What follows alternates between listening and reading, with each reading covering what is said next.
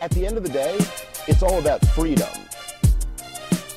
Yeah, it's very interesting, and I think anybody who takes an honest look at any of what is known as in the intelligence community, but it's really just kind of the brains of what is the warfare state.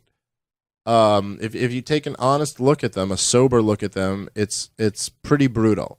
And when you see them alleging that Putin wanted to undermine Hillary Clinton, and it's funny because in this report they actually say that Putin wanted to undermine America's liberal democratic control of the world, because that's the holy sacrament. Yes, of course. I mean, this is what they find out because they consider, of course, it's not. If you actually look at the American establishment, I mean, I don't know of what part of the world.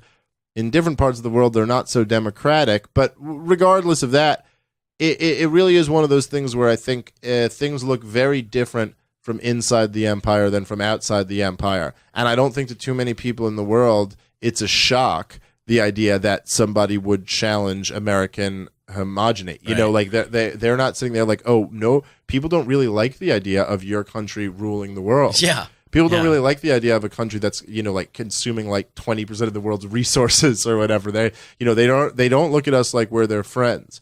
And I think more and more, and you see this in the way the rest of the world looks at America, but more and more where they used to look at us as a city on a hill, like, oh, America has freedom, they're wealthier, they have the best arts, literatures, education, healthcare, all these things were the envy of the world, and they kind of looked at America because we were known for freedom. Now there is this awakening amongst the world, and it's happened over the last few decades particularly, but there's this awakening that we're rich because we dominate the world.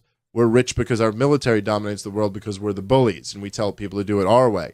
And that does not get you revered, that gets you hated.